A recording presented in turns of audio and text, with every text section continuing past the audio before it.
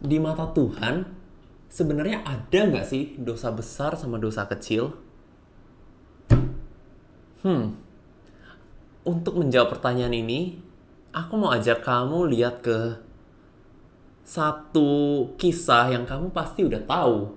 Itu kisah Petrus menyangkal Yesus. Menarik sebenarnya. Coba kamu pikirin benar-benar deh. Sebenarnya salahnya Petrus itu apa sih? Coba pikirin. Salahnya Petrus itu apa? Menyangkal Yesus, wow, kayak gede ya. Tapi sebenarnya mungkin di dalam kacamata Petrus itu cuma, tahu nggak apa itu? Itu cuma bohong. Iya, bohong. Bohong. Orang tanya kamu kenal Yesus nggak? Enggak. Udah, itu tok.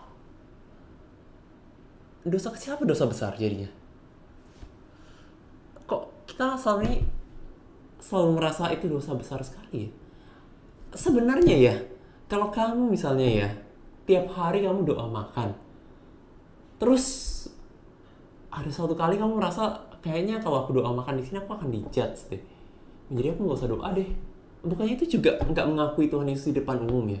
Bukannya itu juga bohong, nggak mengakui Yesus di depan umum. Bukannya itu juga menyangkal Yesus? Atau kamu biasanya ke gereja gitu ya, terus ada satu kali teman-teman ngajak sini, ntar kamu takut dijudge gitu, aduh ntar dianggap nggak sosial gitu atau nggak apa, jadi kamu tolak gitu. Bukannya itu juga sama? Jadi itu dosa kecil apa dosa besar sebenarnya?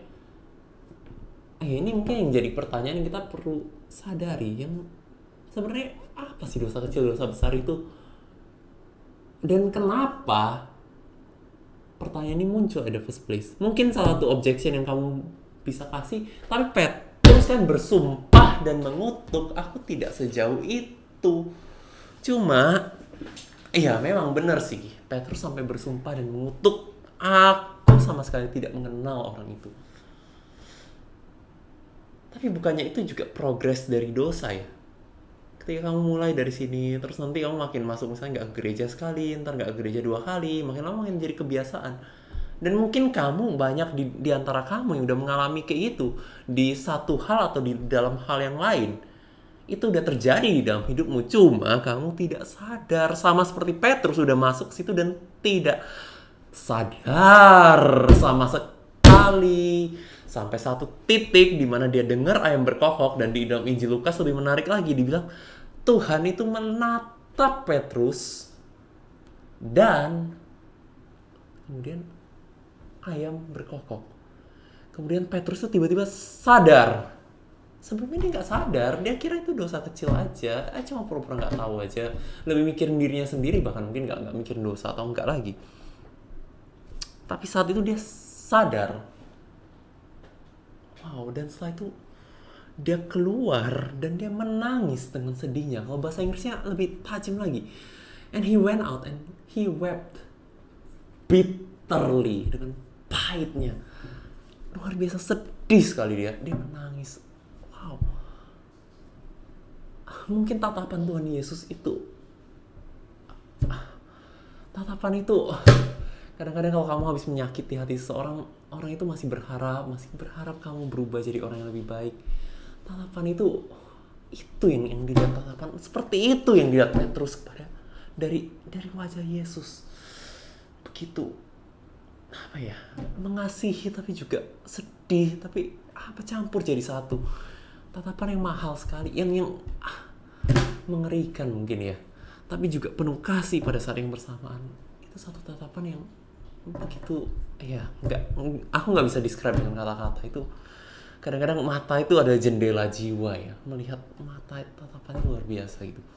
Dan itu jadi satu pengalaman Petrus, itu menyadarkan tatapan itu dan bunyi yang berkokok. Dua itu menyadarkan Petrus akan dosanya. Tadi dosa kecil, dosa besar. Sebenarnya dia, menurutku kalau dijawab singkat ya yang pertama yang lebih fundamental, yang lebih mendasar adalah nggak ada dulu. Kita harus belajar melihat dosa itu sebagai dosa. Jadi itu yang step pertama yang kamu perlu ngerti. Dosa itu dosa. Dan itu menyakiti hati Tuhan. Itu bukan cuma pelanggaran yang kecil-kecil. Aduh Tuhan kok ini banget sih. Bohong itu pelanggaran kecil-kecil. tapi itu menyakiti hati Tuhan. Kalau orang pura-pura nggak kenal kamu, sakit. Dosa itu seperti itu. Kamu minta sesuatu nggak direspek, itu menyakitkan. Mari kita melihat gambaran dosa dengan benar dulu. Selama ini kamu punya pengertian dosa benar atau enggak ketika bisa muncul pertanyaan ini?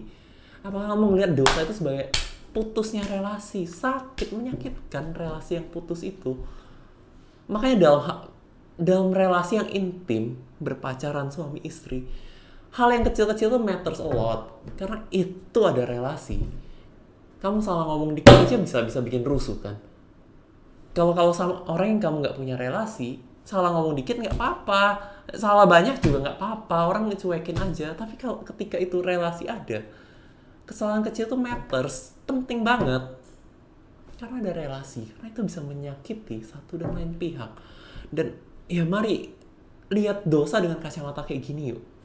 Jadi jangan cuma lihat dosa tindakannya, tapi lihat dosa itu di dalam kacamata relasi itu. Oke, memang ada relasi kalau misalnya pacaran manusia sama manusia kadang-kadang bisa kayak yang kurang pengertian atau apa, tapi Tuhan itu Allah yang pengertian kok.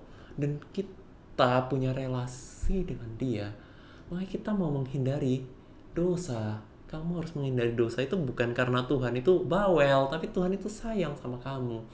Kamu punya relasi, kamu gak mau menyakiti. Jangan sampai ngelihat tatapan Tuhan Yesus yang kayak gitu dong. Itu nggak enak ngelihat tatapan kayak gitu.